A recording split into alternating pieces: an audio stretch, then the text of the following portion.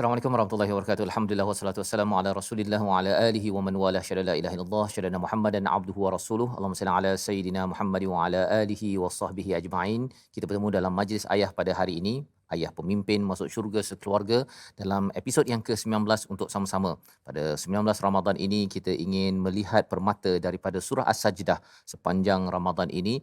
Buat ayah-ayah yang bersama, saya mengucapkan terima kasih dan juga kepada ibu yang menemankan ayah. Saya jemput untuk share ya di Facebook ataupun di YouTube ataupun bagi yang mengikuti di depan kaca TV untuk terus bersama istiqamah dan menjadi amal juga pada bulan Ramadan Al-Mubarak ini.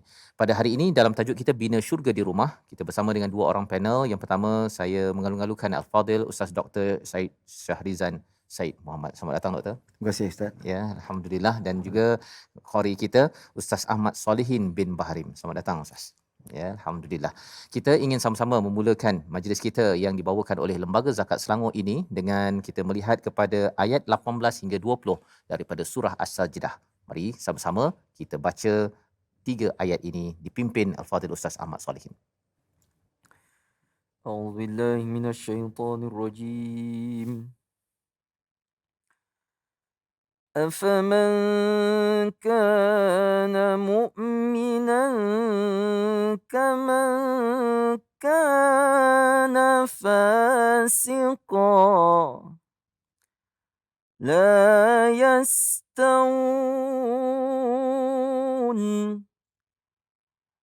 أما الذين آمنوا وعملوا الصالحات فلهم جنات المأوى نزلا بما كانوا يعملون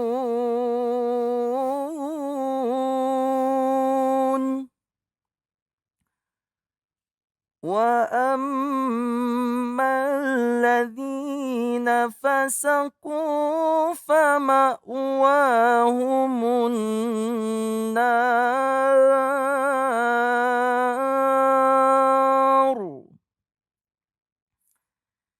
كلما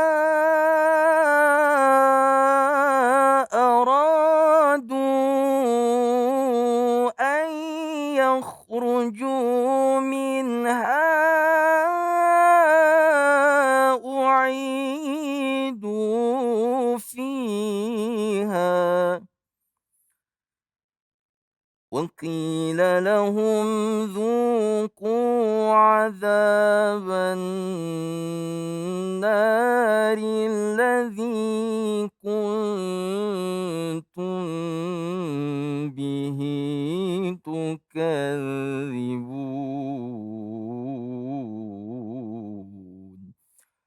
صدق الله العظيم.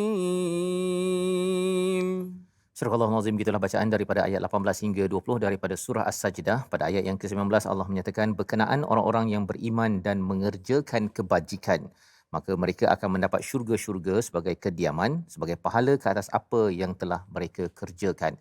Ini adalah terjemahan yang kita ingin lihat lebih lagi tentang bagaimana Allah menyatakan tentang istilah al-ma'wa ya dalam ayat ini. Namun kita ingin juga mendengar perkongsian daripada seorang tokoh ya, iaitu Tuan Muhammad Fairuz bin Abu. Apakah panduan tambahan untuk ayah-ayah di luar sana dan juga untuk kita saksikan.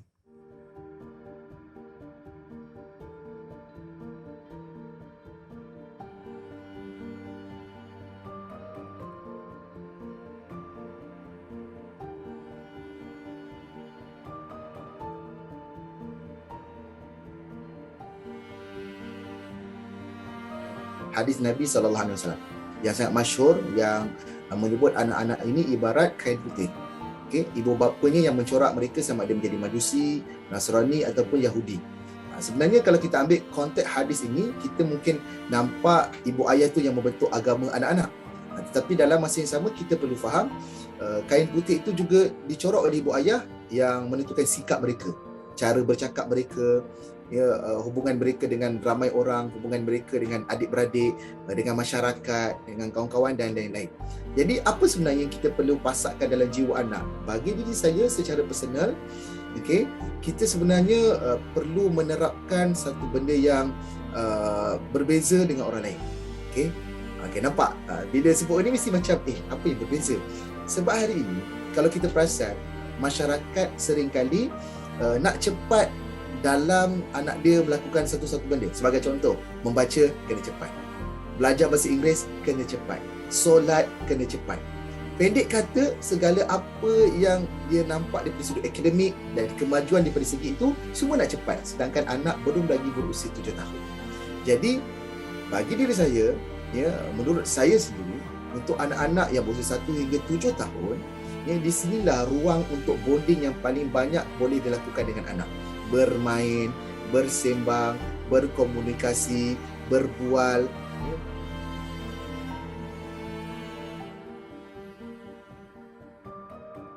Satu lagi, kisah Nabi Yusuf dan juga Nabi Yaqub. Nabi Yusuf kecil bermimpi matahari, bulan, bintang-bintang sujud. Dan dia cerita ke ayah dia Nabi Yaqub. Bagi kita, kalau anak-anak kecil sampai boleh bercerita tentang mimpi dia, ini bermakna hubungan dia dengan ayah rapat. Tapi kalau kita dengar anak kita cerita benda-benda yang tak masuk akal, yang tak make sense, kita akan cepat mengabaikan. Tetapi Nabi Yaqub tidak begitu. Nabi Yaqub dengar, ini benda yang besar, jangan cerita dengan adik-beradik yang lain. Ini menandakan bagaimana seorang kanak-kanak yang baru usia kecil rapat dengan ayah, hingga bekalan tarbiyah itu mampu untuk dipegang Yusuf walaupun dia telah terpisah dengan ayah dan keluarga. Inilah peranan seorang ayah yang sangat penting untuk kita tanam dalam diri. Anak sebenarnya paling mudah nak lakukan satu benda bukan daripada apa yang kita cakap. Pergi solat, pergi mandi, pergi makan. Tetapi mereka perlukan ajakan. Jom solat, jom makan sama-sama.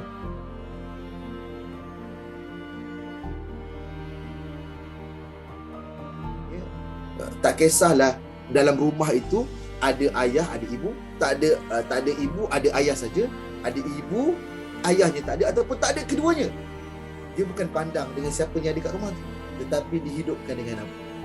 Antara cara paling terbaik untuk mengurai masalah bersama dengan anak-anak, walaupun tak ada suami di sisi, adalah berbual dengan anak, berkomunikasi. Paling penting, biarlah anak tu rasa yang ibunya wujud di rumah, ayahnya wujud di rumah, dengan cara kita acknowledge perubahan mereka, kebaikan yang mereka lakukan, kata-kata pujian. Biarlah anak ini membesar dalam keadaan emosinya telah diisi dengan kata-kata pujian yang banyak daripada mak ayah mereka, daripada kecaman, makian, kata-kata yang buruk.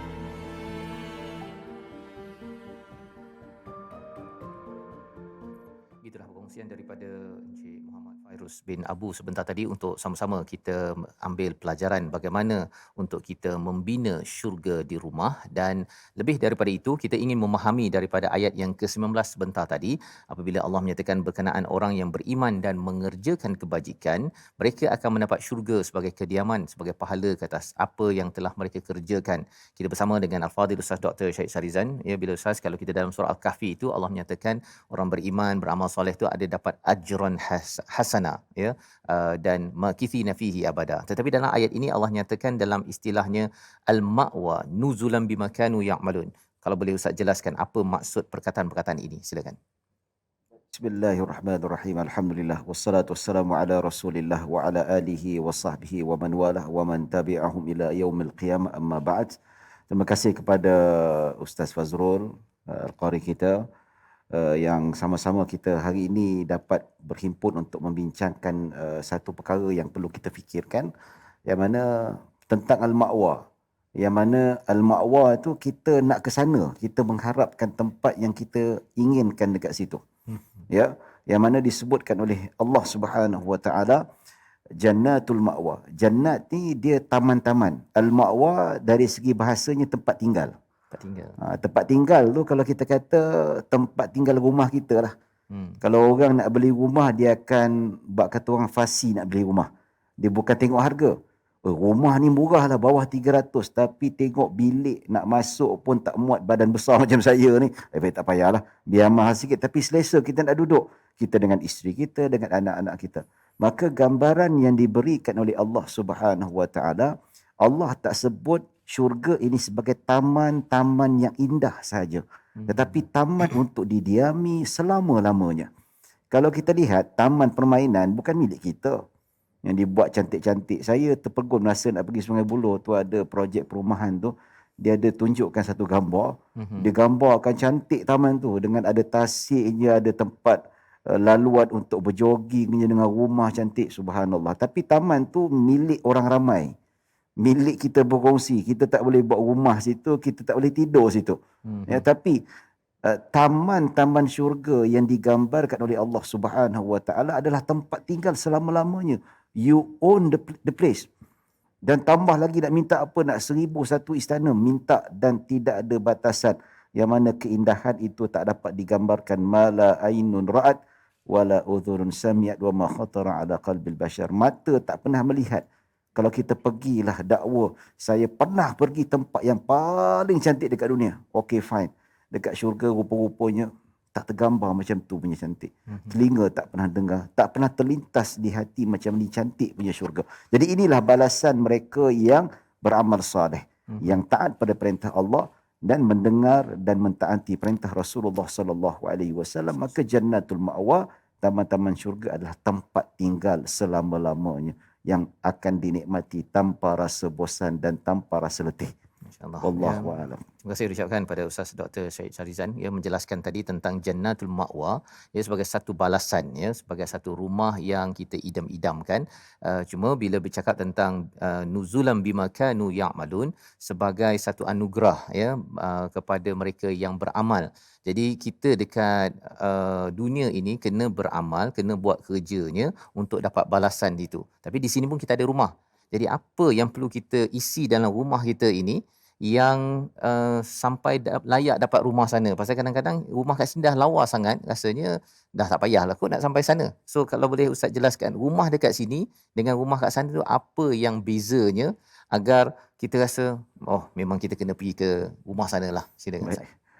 Baik Ustaz, rumah sini dia cantik tu setahun dua je. Okey. Mula-mula beli tu setahun cantik, Allahu Akbar. Tahun depan hujan, ribut, dia punya cat pun dah tak cantik dah. Ada kelopak sana, kelopak sini.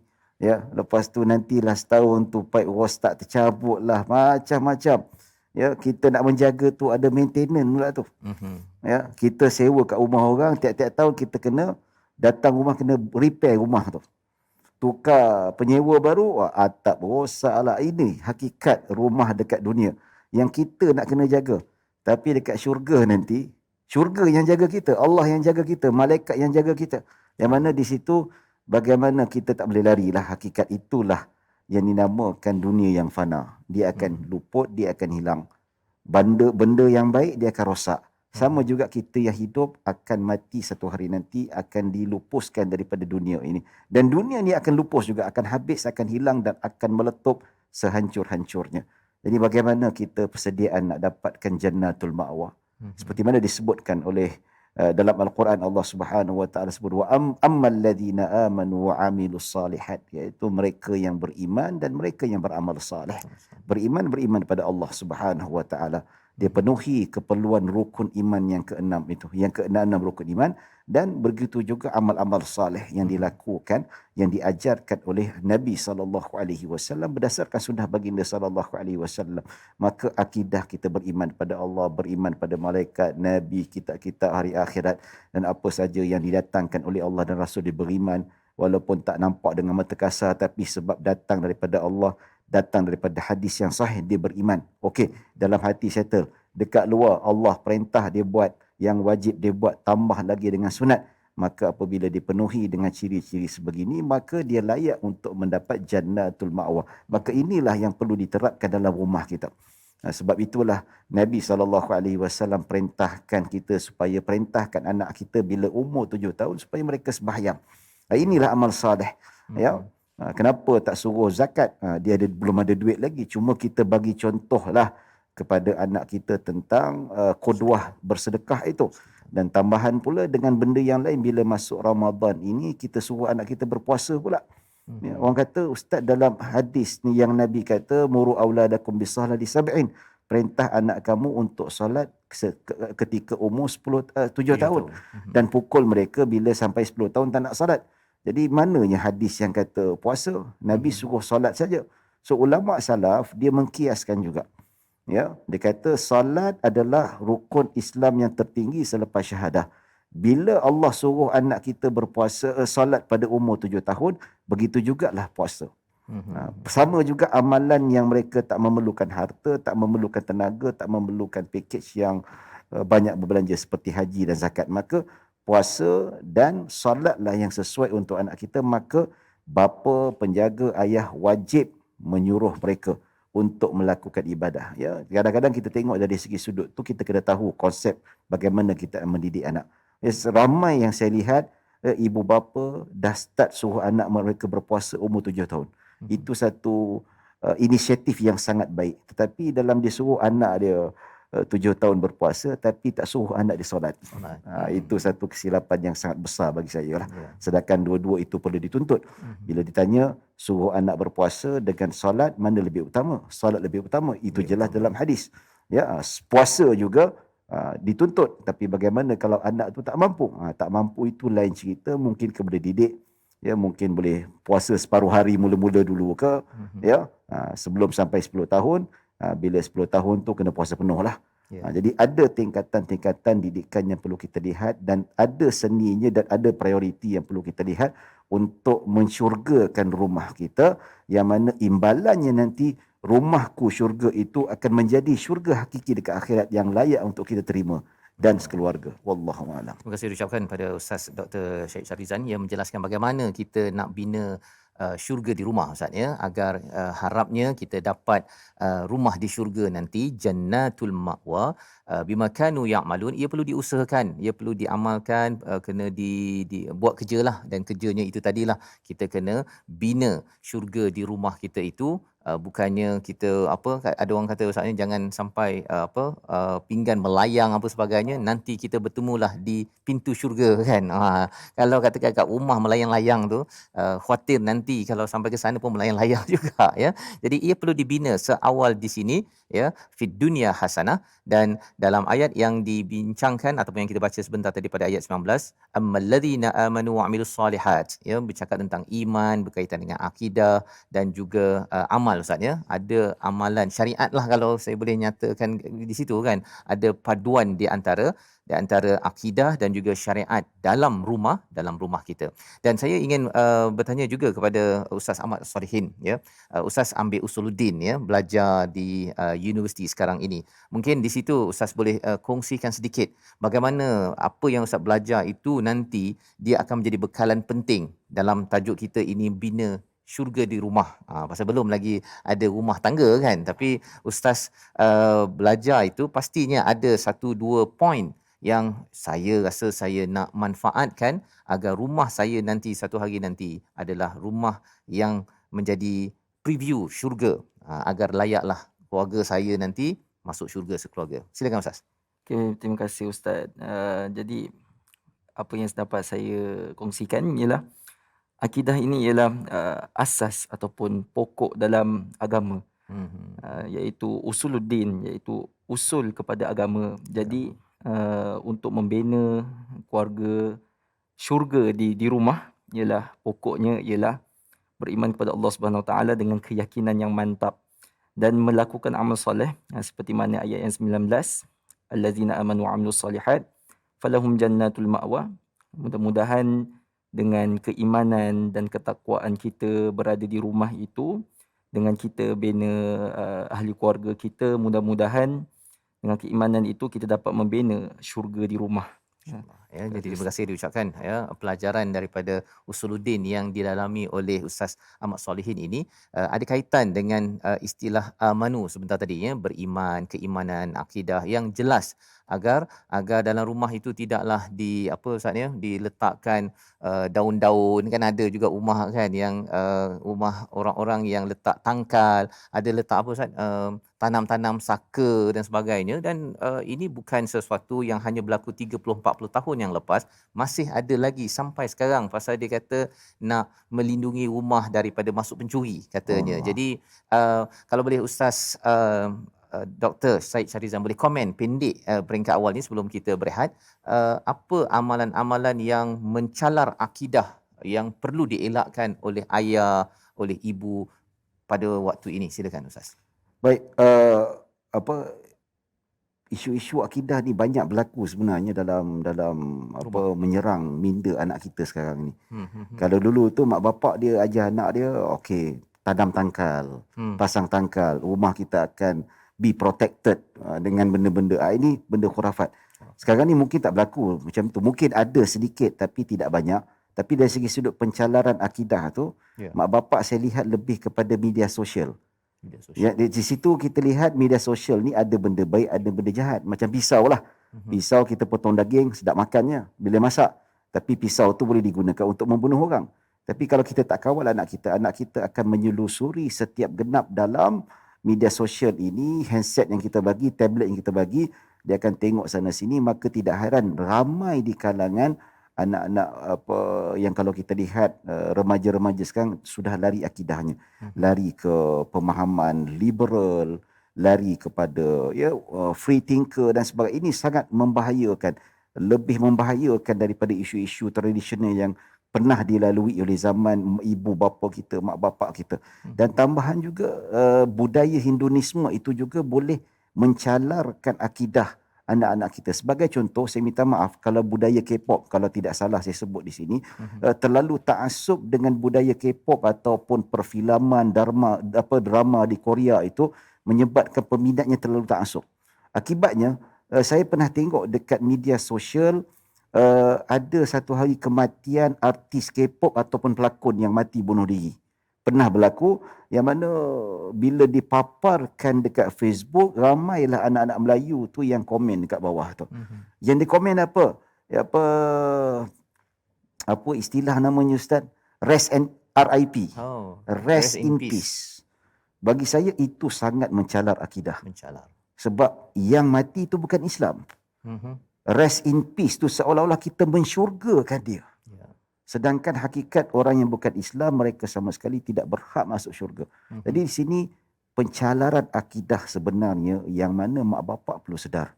Sedar tak sedar, kita kena sedar sekarang supaya benda ini perlu dikontrol, tidak menjarah lebih dahsyat dan lebih kritikal. Ya, terima kasih diucapkan kepada Dr. Syed Syarizan berkongsi ringkas berkaitan dengan bagaimana ketika kita ingin bina syurga di rumah itu dengan akidah, dengan syariat, ada unsur-unsur yang perlu kita beri perhatian terutama pada zaman ini. Tadi berkaitan dengan penggunaan perkataan Ustaz kan, ketika amat mengidolakan, kadang-kadang dia letak RIP itu pun dia tak tahu apa maksudnya ya.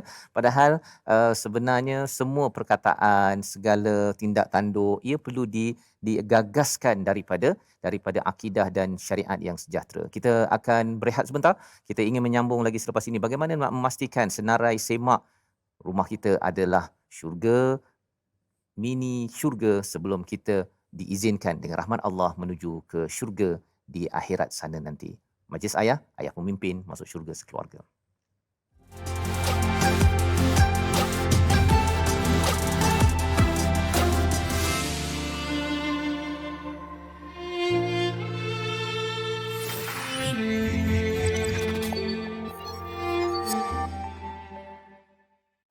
Sujud tersungkur seorang hamba, tasbih dan tahmid di bibir sentiasa, derai dan gugur kesombongan manusia, sujud yang penuh pengharapan padanya.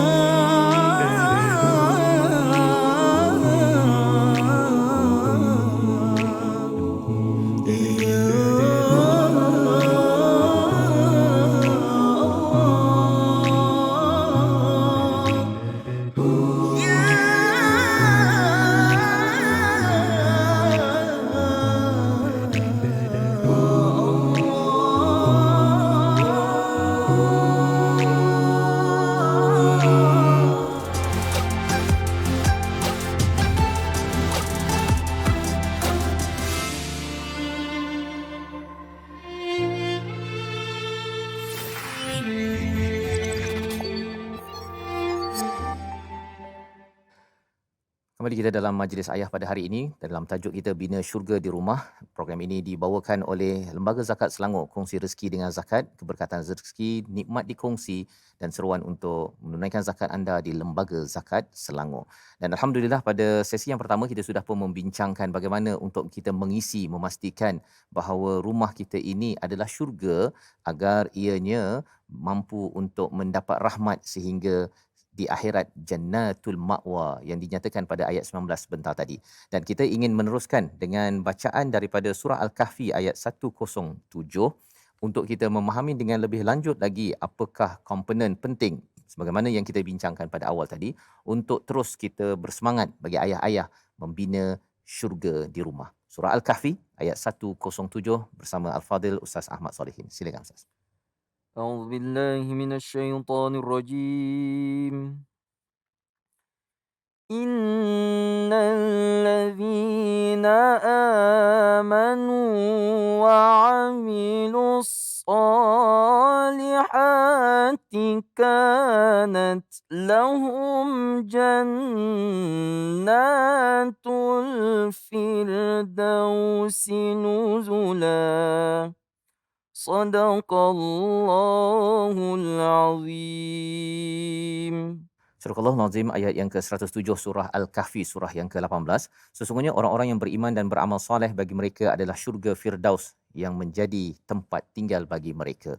Jadi ini adalah ayat yang ke-107 bercerita tentang iman dan amal soleh. Ya, akidah dan syariat ini dua perkara yang konsisten ya dalam ayat 19 surah As-Sajdah, dalam surah Al-Kahfi ayat 107, dalam surah Luqman ayat 8 dan banyak lagi di dalam Al-Quran. Kita ingin bersama dengan Al-Fadhil Ustaz Dr. Syed Syarizan untuk kita memahami Ustaz ya, bercakap tentang akidah, iman dan juga syariat ini, ia adalah satu perkara yang penting. Namun seperti mana yang dikongsikan oleh tokoh ayah sebentar tadi, Tuan Muhammad Fairuz, komunikasi. Macam mana sebenarnya kalau dalam surah Luqman itu ada cakap la tusyrik billah ya. Takkan nak cakap itu aja, la tusyrik billah. Macam mana sebenarnya bagi seorang ayah nak bercakap dengan anak agar percakapan, dialog, hubungan dalam rumah tangga itu adalah membawa kepada akidah dan syariat yang sejahtera. Silakan. Baik. Terima kasih Al-Fadhil Ustaz. Alhamdulillah wassalatu wassalamu ala Rasulillah wa ala alihi wa sahbihi wa mawalah. Satu persoalan yang sangat menarik. Dia sebenarnya bila cerita tentang isu akidah dekat rumah ni Ustaz ya. Ya. Dia satu isu yang mencabar.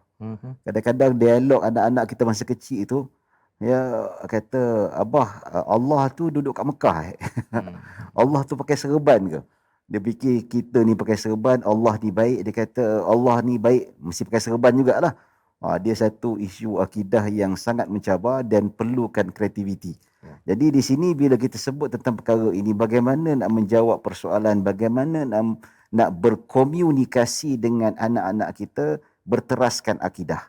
Iaitu kita kena ada ilmu. Ilmu tu penting. Mak bapak kena belajar dan kena fahami asas-asas akidah. Bila dia ada asas ilmu, maka insya-Allah ada step yang seterusnya, kreativiti boleh digeneratekan berdasarkan pengalaman, berdasarkan pertanyaan, berdasarkan research dan seumpamanya. Jadi bila kita sebut tentang la tusyrik billah, dalam kita mendepani isu-isu akidah dalam perbualan bersama anak-anak ini, kita terapkan isu-isu akidah. Contohnya lah kan, ya, anak kata abah ni banyak duit lah, kaya betul abah, mana abah dapat duit? Kita terapkan ini semua dengan izin Allah Subhanahu Wa Taala. Abah kerja macam mana pun, tapi kalau Allah tak izinkan abah naik pangkat, gaji besar, kamu tak rasa macam ni. Jadi segala-galanya datang daripada Allah. Itu hakikatnya. Jadi abah kerja penat, naik pangkat, ilmu, abah belajar tinggi-tinggi dan sebagainya, itu sebab yang Allah izinkan. Maka ala kulli hal kita bersyukur pada Allah banyak-banyak. Dan setiap tindak tanduk yang kita usaha, kita ada target, kita ada objektif untuk sampai. Ini semua pasti tidak akan berlaku kecuali dengan izin Allah Subhanahu Wa Taala, maka perlukan pergantungan yang kuat. Jadi sama juga kita kata anak kita belajar, dapat keputusan cemerlang, masuk universiti, insya-Allah dapat kerja. Tetapi untuk kita menuju ke arah cemerlang dalam peperiksaan, pembelajaran, perlu tawakal pada Allah Subhanahu Wa Taala. Wa idza azamta fatawakkal 'ala Allah. Jadi berazam nak lulus, berazam nak berjaya, maka kebergantungan kita kepada Allah Subhanahu Wa Taala. Jadi di sini mak bapak kena terapkan dalam cara yang in the subtle way, apa-apa bidang ataupun dalam makanan sekalipun, ya, kita terapkan akidah. Benda ni masuk dalam mulut kita, Allah bagi izin kekenyangan dan sebagainya. Dan setiap pelusuk kehidupan kita, kita kaitkan dengan akidah, insya-Allah anak itu dibiasakan hari-hari dengan akidah, hari-hari dengan kebergantungan kepada Allah, hari-hari diceritakan tentang kebesaran Allah Subhanahu Wa Taala. Apabila dia besar nanti secara automatik penerapan akidah itu menyebabkan dia akan merasa seronok dan menjurus kepada amalan syariah itu sendiri mengikut sunnah Nabi SAW. Pasal apa? Dia rasa kebesaran Allah. Macam mana dia rasa kebesaran Allah, keesaan Allah, keagungan Allah? Sebab diterapkan semenjak kecil lagi. Ya. Kita jadikan sebagai satu rutin kehidupan. Bila nak berbicara, kaitkan kehidupan ni, kita kaitkan dengan izin Allah Subhanahu Wa Taala, kekuasaan Allah.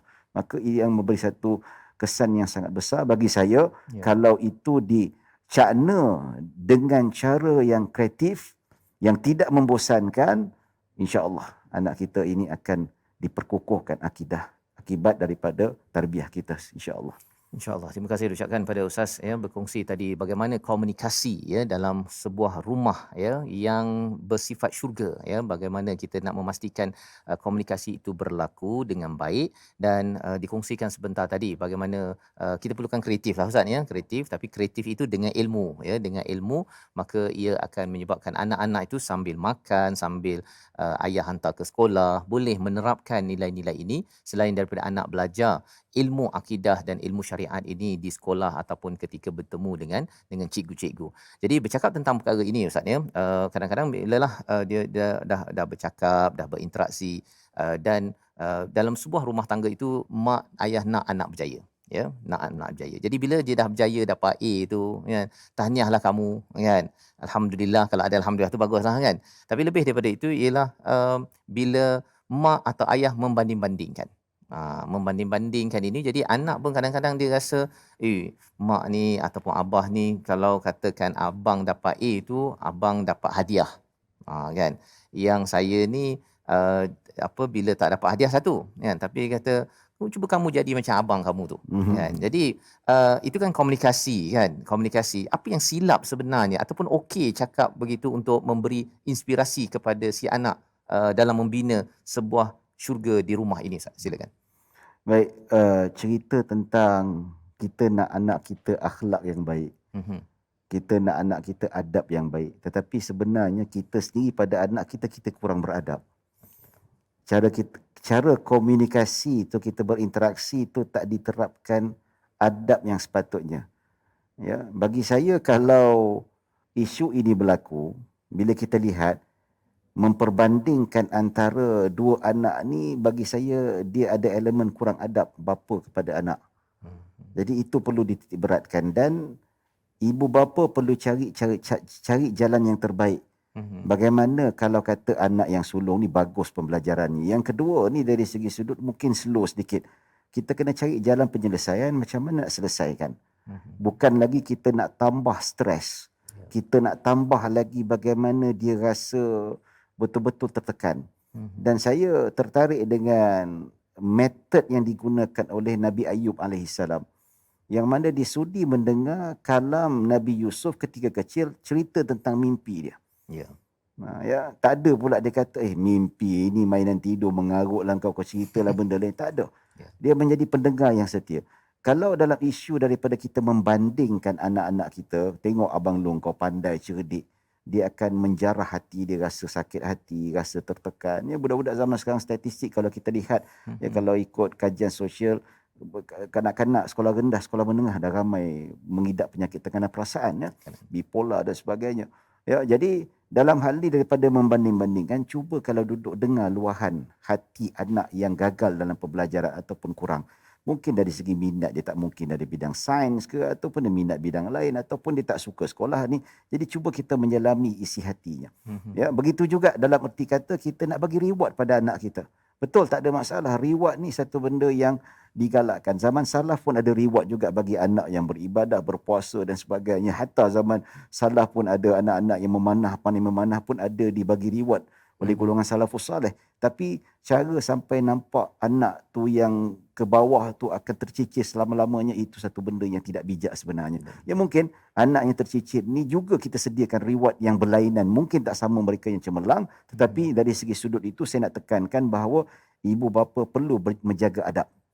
Menjaga tata susila, bagaimana nak berhubung dan berinteraksi. Jangan sampai kita fikir anak kena jaga hati kita, mak bapak. Tapi kita pernah fikir tak yang mak bapak tak pernah jaga hati anak-anak mereka? Itu kita kena fikirkan. InsyaAllah, terima kasih diucapkan pada Ustaz Doktor berkongsi bagaimana bila kita bercakap itu, berkomunikasi itu perlu jaga perkataan Ustaz menjaga perkataan, kerana ia adalah adab, akhlak yang muncul daripada keimanan, akidah yang hadir. Dan kalau katakan kita dah jelas Ustaz kan bahawa sebenarnya memanglah tak sama setiap orang. Betul. Kan.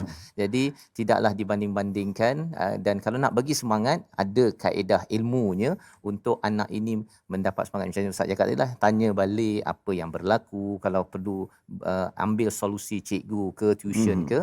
Jadi itu lebih praktikal berbanding dengan memberi perbandingan sebentar tadi. Dan inilah yang ditekankan kalau tuan-tuan yang ada plakat ini, di belakang ini ada dinyatakan solusi daripada Al-Quran, salah satunya adalah dengan qudwah hasanah. Cara kita bercakap itu, cara kita berinteraksi, mendengar, kemahiran-kemahiran ini adalah kemahiran penting sebagaimana ditunjukkan oleh Nabi Yaqub sebentar tadi. Ada kemahiran mendengar bagi seorang ayah, kemahiran bercakap bagi seorang ayah ataupun ibu, dan contoh teladan qudwah hasanah inilah yang amat berharga. Kadang-kadang ianya lebih powerful lagi daripada kita menyatakan dengan perkataan ataupun lisan kita. Dan bercakap tentang perkara ini, saya nak bertanyalah pengalaman qari kita, saudara Ahmad Solihin bersama bapa ataupun ibu.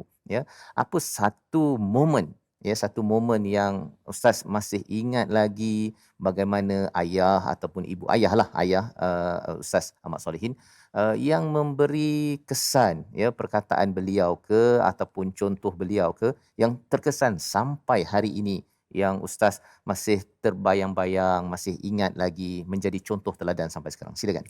Baik, terima kasih Ustaz Fazrul. Jadi bercerita tentang ayah saya sentiasa seorang yang supportif, Ustaz. Supportif. Ke mana-mana saya pergi, ada program Al-Quran, dia sentiasa ikut. Tak kira siang ke malam ke, penat ke tak penat, sentiasa support saya dalam Al-Quran. Jadi alhamdulillah, antara perkataan-perkataan yang memotivasikan saya, untuk makluman ayah saya dah meninggal, Ustaz. Oh ya. Jadi antara perkataan-perkataan yang saya sentiasa terkenang hari ini, beliau sentiasa berkata kepada saya, teruskan belajar Al-Quran. Sebab insya-Allah dengan Al-Quran takkan susah. Itu ayat yang paling saya ingat. InsyaAllah dengan Al-Quran takkan susah. Jadi alhamdulillah, daripada perkataan tu saya terus istiqamah dengan Al-Quran. Dan sehingga hari ini, betul lah kata ayah saya tu, apabila kita berada dengan Al-Quran, insyaAllah rezeki tu tak putus. Itulah salah satunya nasihat ayah saya yang sentiasa saya kenang sehingga hari ini. Terima kasih diucapkan pada Ustaz Ahmad Solihin, dan kita doakan kepada ayahanda Ustaz Ahmad Solihin diberi keampunan, diberikan rahmat Allah Subhanahu Wa Taala, dengan nasihat yang pendek begitu, ianya memberi kesan, Ustaz, memberi kesan. Tetapi kalau katakan perkataan-perkataan yang mencederakan, kadang-kadang ada juga anak yang ingat ayah dia katakan kau ni kan, dia tambah perkataan-perkataan yang tak sanggup kita dengar. Dan ini perkara yang perlu kita jaga betul-betul, dengan kita selalu bergantung kepada Allah, jaga adab dan akhlak, kerana kita inginkan rumah kita ini sebagai syurga, sehingga kan bila sampai di syurga nanti, memanglah perkataan-perkataan yang ada di syurga sana semuanya adalah perkataan yang baik-baik daripada ahli syurga, daripada malaikat yang menyatakan tibetum, bertuahlah kamu, berbaik ataupun dapat kebaikanlah kamu, semua baik-baik apabila sampai di sana. Jadi kita cuba bina, kita berdoa pada Allah Subhanahu Wa Taala agar Allah pimpin kita dapat membina syurga di rumah kita, insya-Allah. Di hujung ini sama-sama kita berdoa dipimpin Al-Fadil Ustaz Dr. Syed Syahrizan. Bismillahirrahmanirrahim. Alhamdulillahirabbil alamin, wassalatu wassalamu ala asyrafil anbiya wal mursalin wa ala alihi wa sahbihi ajma'in. Ya Allah, ya Tuhan kami, Engkau yang Maha Pengasih lagi Maha Penyayang, yang Maha Pemurah. Rahmatilah kami, ampunilah dosa-dosa kami. ampunilah dosa kedua-dua ibu bapa kami, sama ada yang telah pergi yang masih lagi hidup, ya Allah. Ya Allah, kami yang masih hidup, ya Allah, mengharapkan rahmat-Mu, ya Allah, memerlukan petunjuk dan hidayah-Mu, ya Allah. Dengan petunjuk-Mu dan hidayah-Mu, jadikanlah kami ibu bapa yang bertanggungjawab, ibu bapa yang berakhlak, ibu bapa yang inginkan yang terbaik kepada anak-anaknya, ibu bapa yang mentarbiah anak-anaknya melalui jalan-Mu, ya Allah, melalui sunnah Nabi-Mu Rasulullah sallallahu alaihi wasallam. Semoga kami bersama-sama dengan ahli keluarga kami dan sahabat-sahabat kami dan ibu bapa kami menghirup udara yang nyaman, kenikmatan yang tidak terputus, yang tidak terhingganya di syurga kelak. Rabbana zalamna anfusana wa illam taghfir lana wa tarhamna lanakunanna minal khasirin. Rabbana atina fid dunya hasanah wa fil akhirati hasanah wa qina adzaban nar. Sallallahu ala sayyidina Muhammadin wa ala alihi wa sahbihi wasallam. Alhamdulillahi rabbil alamin. Amin ya rabbal alamin. Terima kasih diucapkan pada Ustaz Dr. Syed Syarizan ya, bersama dengan Al-Fadhil Ustaz Ahmad Solihin berada pada hari ini berkongsi ya bacaan Al-Quran dan juga permata-permata indah untuk kita jadikan sebagai senarai semak dalam membina syurga di rumah. Dan ia amat penting tuan-tuan, kerana apabila kita bercakap tentang rumah tangga ini, kita menghadiri kursus kahwin hanya mungkin 2 hari ya, mungkin ada kursus-kursus lain, tetapi perjalanan ini perlu dipetakan dengan peta daripada Al-Quran. Kita bertemu lagi dalam siri akan datang untuk sama-sama kita mencedok permata-permata daripada Al-Quran ini dalam Majlis Ayah, Ayah Pemimpin Masuk Syurga Sekeluarga.